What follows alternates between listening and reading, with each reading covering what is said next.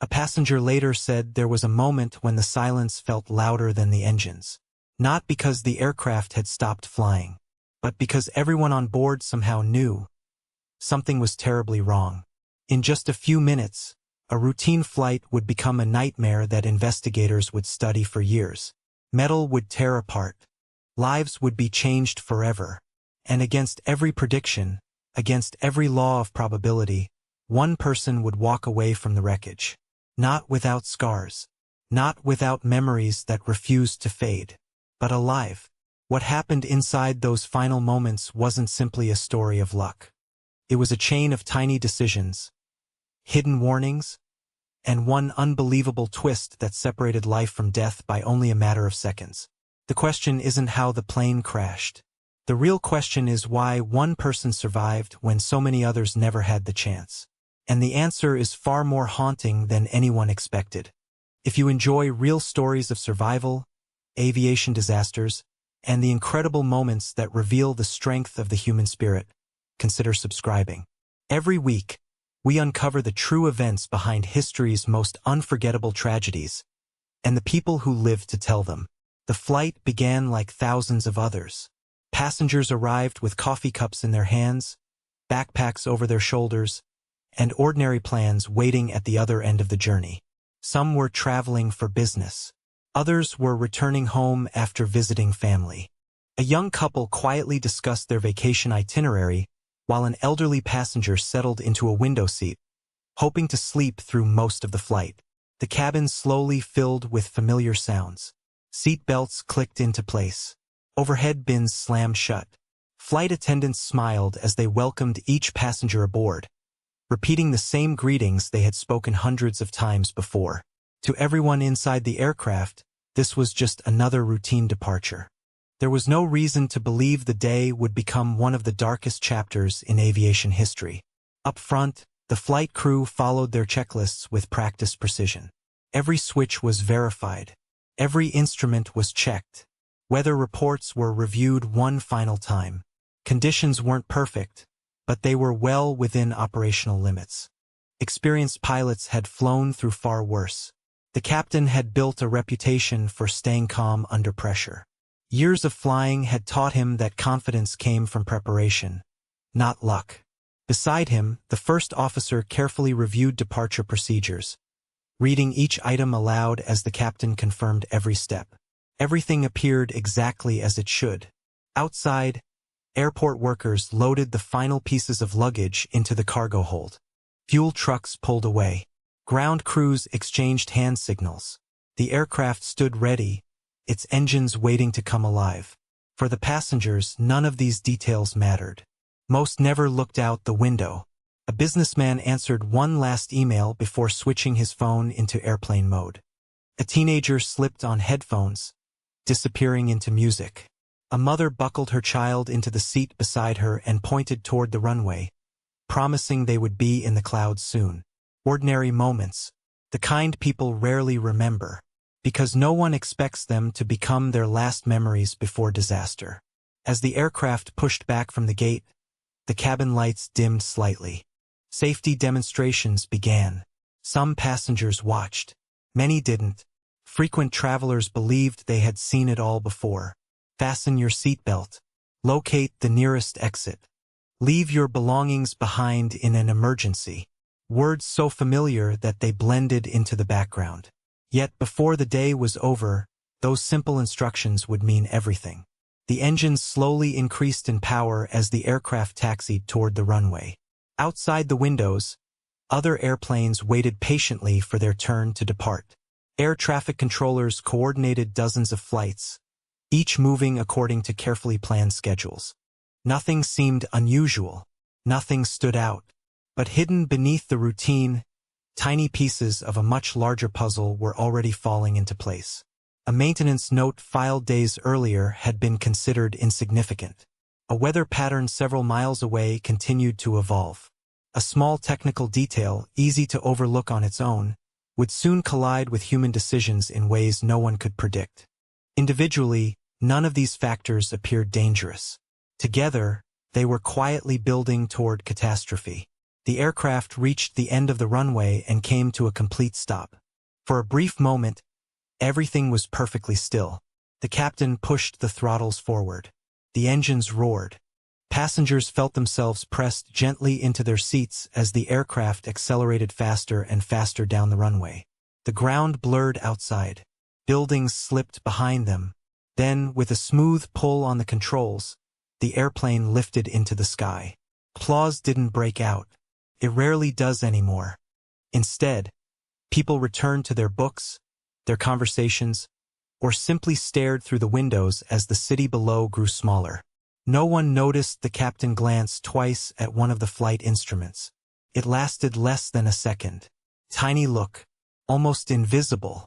But sometimes history begins with something so small that no one realizes they're witnessing the first warning.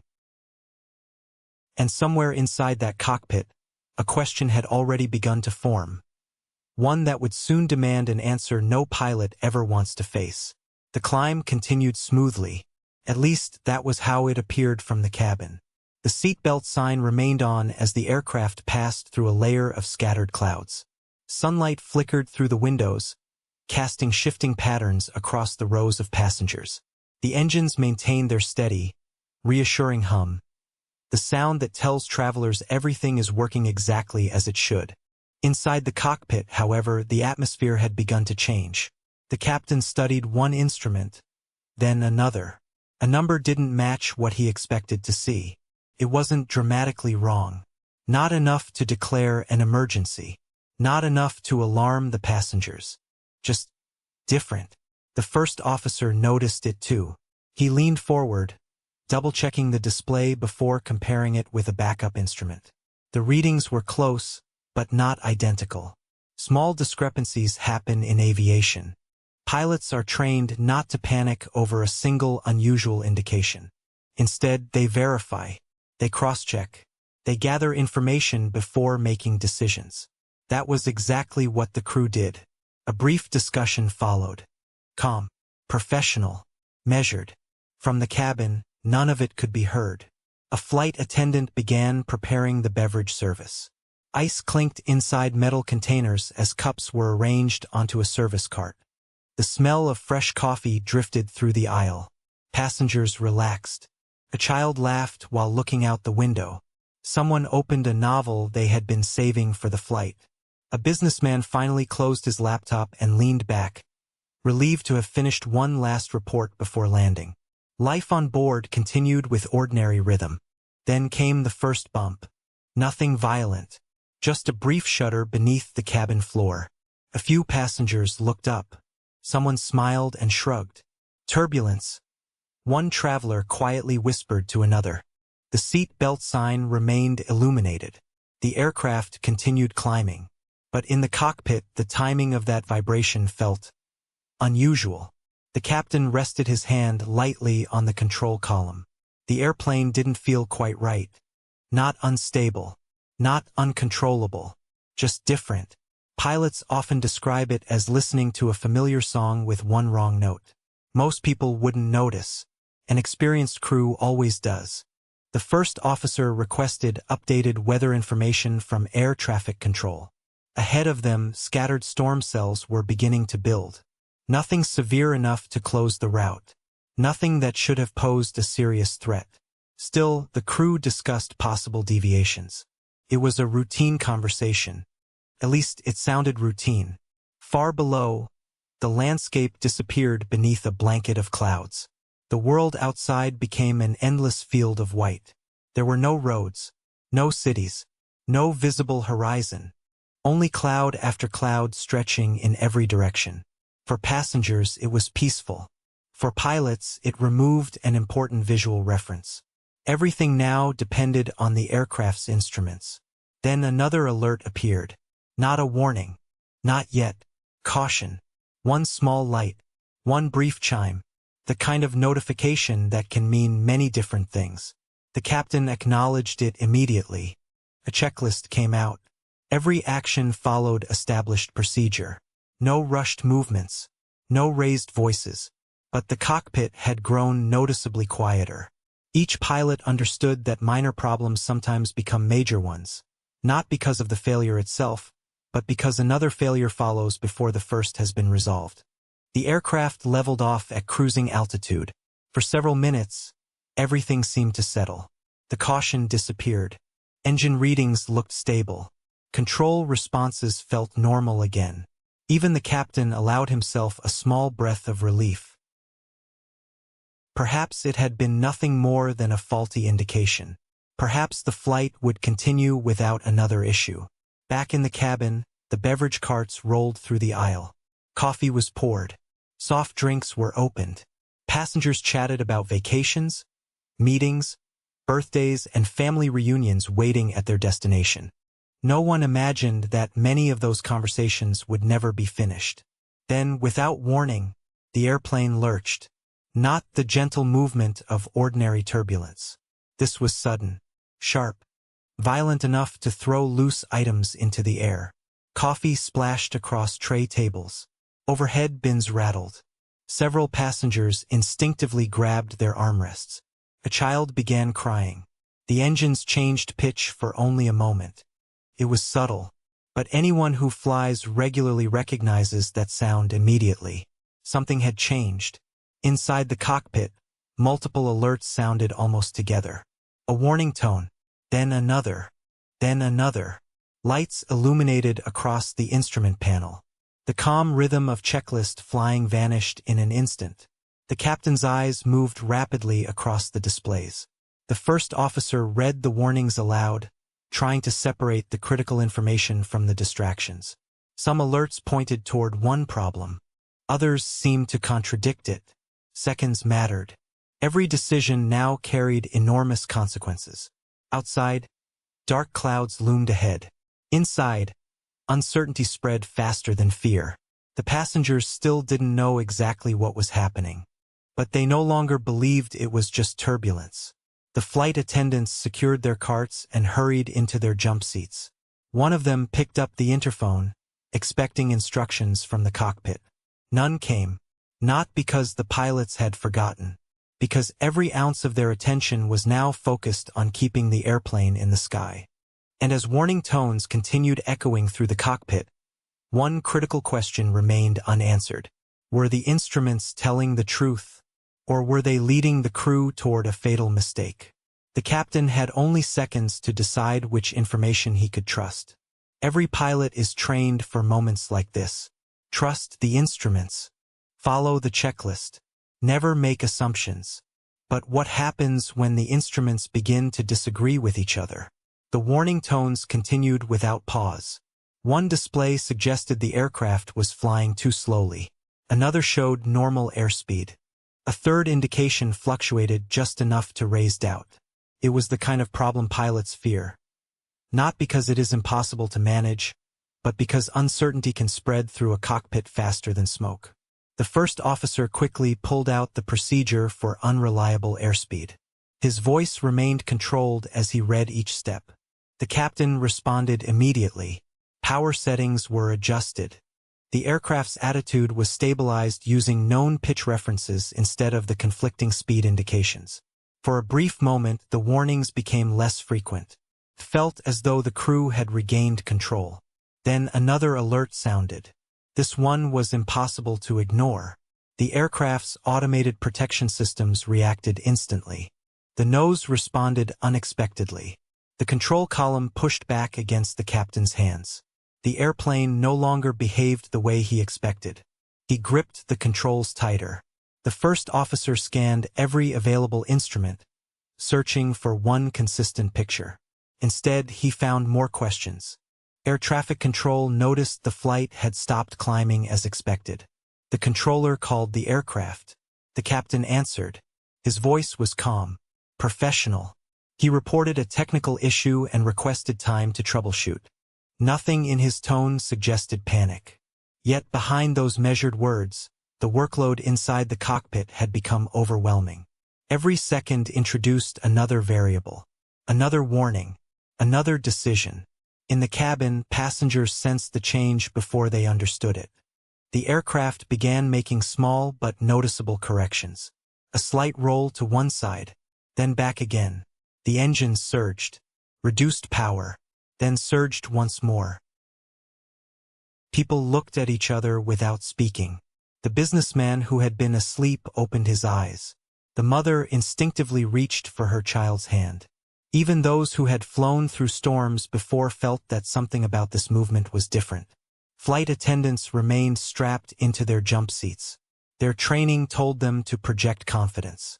Their expressions stayed composed. But behind their practiced smiles, they were waiting for instructions that never came. One attendant quietly looked toward the cockpit door. Still closed. Still silent.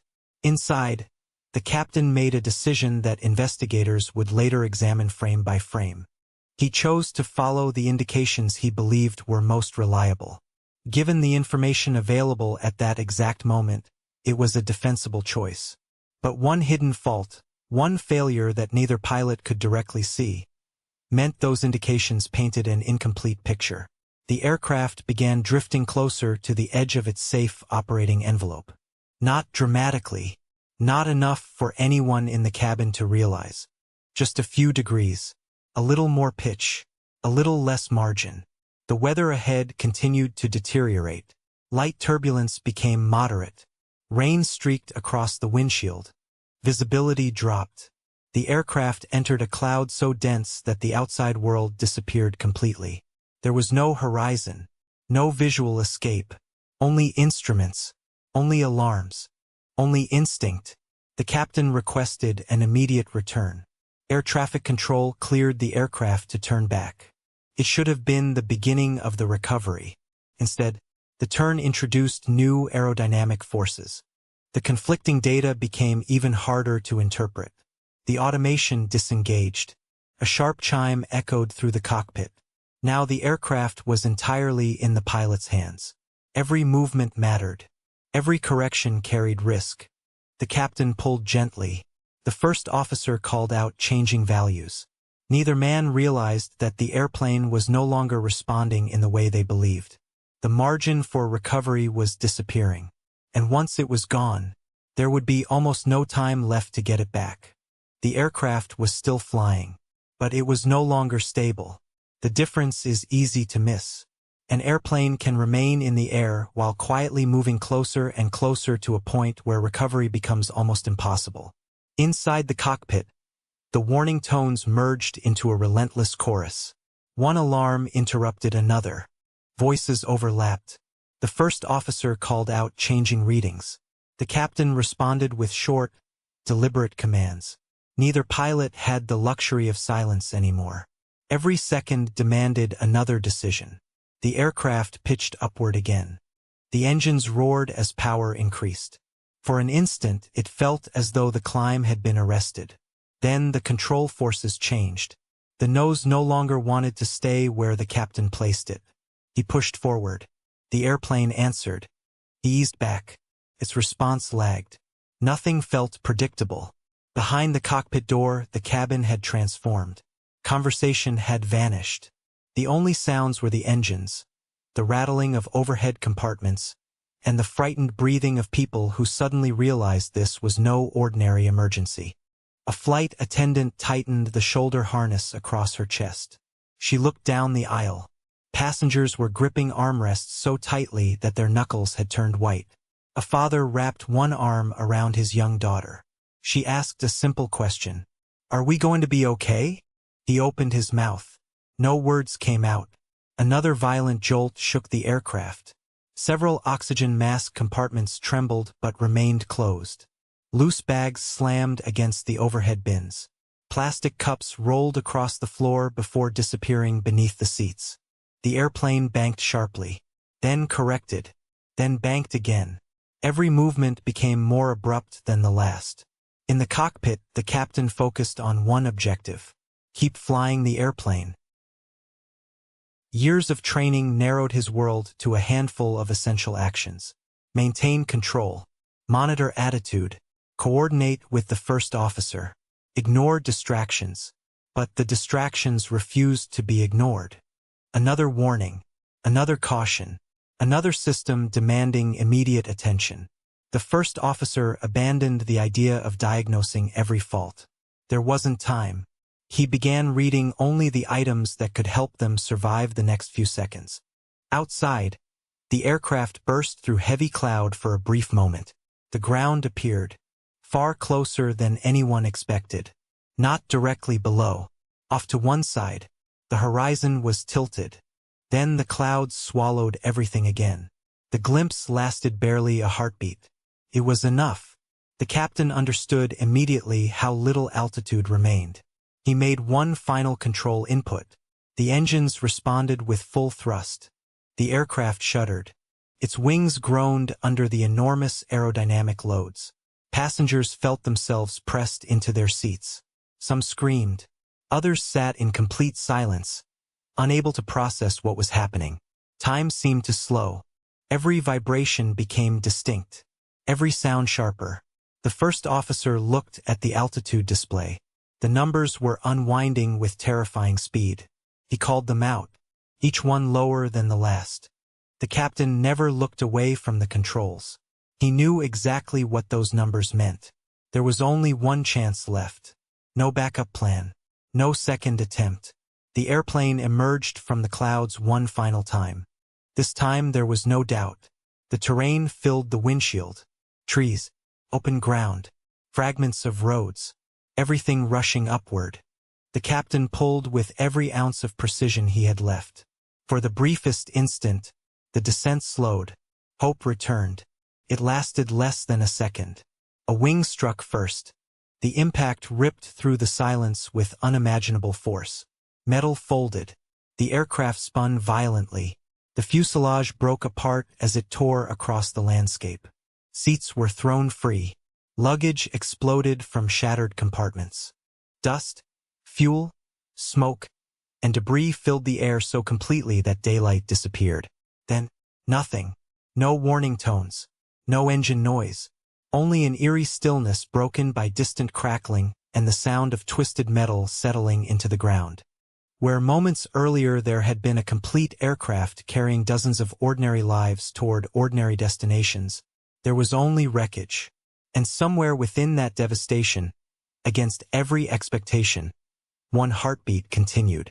One person was still alive. Rescue crews arrived expecting what they almost always find after a high-energy impact. Silence. The kind that leaves no room for hope. The wreckage was scattered across a wide area. Pieces of the aircraft rested in trees, fields, and broken earth. The fuselage had fractured into multiple sections, making it difficult even to determine where the cabin had once been. Firefighters moved carefully through smoke and leaking fuel. Paramedics searched every section they could reach. Each call was the same. No response. Then one rescuer stopped. At first, he thought he had imagined it. A faint sound. Not a cry for help. Not a scream. Just movement. He called the others over. Beneath torn metal and shattered seats, someone was still breathing. The discovery stunned everyone at the scene. In crashes of this magnitude, survivable spaces are extraordinarily rare. The forces involved often leave little chance for anyone caught in the wrong place at the wrong moment. Yet somehow, one section of the cabin had remained just intact enough to protect a single occupant from the worst of the impact. Rescuers worked with extraordinary care. Every twisted piece of aluminum had to be cut away slowly. One wrong movement could cause another collapse. Minutes felt like hours. Finally, they reached the survivor, covered in dust, barely conscious, seriously injured, but alive. As emergency crews carried the survivor toward the waiting helicopter, one question spread through the crash site. How? Investigators would spend months searching for that answer. They mapped every fragment of wreckage. They reconstructed the aircraft piece by piece. They examined flight data, cockpit recordings, maintenance logs, weather reports, and the precise location of every seat. What they discovered was both remarkable and heartbreaking. The survivor had not lived because of a miracle alone. It was a chain of tiny factors, none significant by themselves. The angle of impact, the way the fuselage broke apart, the collapse of surrounding rows instead of the survivor's own, the restraint provided by the seat belt, the exact position of the seat within the aircraft. A delay of even a fraction of a second in the sequence of impacts could have changed everything. Investigators often describe accidents as a series of linked events. This crash proved the same principle can apply to survival. One link failed, another held, then another, until, against overwhelming odds, a narrow pocket of life remained inside a field of destruction. The survivor would later struggle to remember the final moments. Some memories remained vivid. The sound of the engines, the sudden silence after impact, the smell of fuel. Other moments were simply gone, lost forever. Perhaps the mind had hidden them. Perhaps they had happened too quickly to understand. There was one memory, however, that never faded. Looking around after the crash and realizing that the familiar voices heard only minutes earlier had disappeared. That realization became heavier than any physical injury. Surviving was only the beginning. Living with survival would become the greater challenge. For investigators, the crash changed procedures. Recommendations were issued. Training evolved. Designs were reviewed. The lessons learned from the disaster would help reduce the chances of another crew facing the same impossible situation. But those improvements came at an immeasurable cost. Every safety regulation written afterward carried the weight of lives that had already been lost. The story, then, was never simply about one person cheating death. It was about the razor-thin line that separates life from loss. A line measured not in miles or minutes, but sometimes in inches. And in aviation, inches can change history. Long after the wreckage had been cleared, long after investigators had packed away the final pieces of twisted metal, the story refused to end.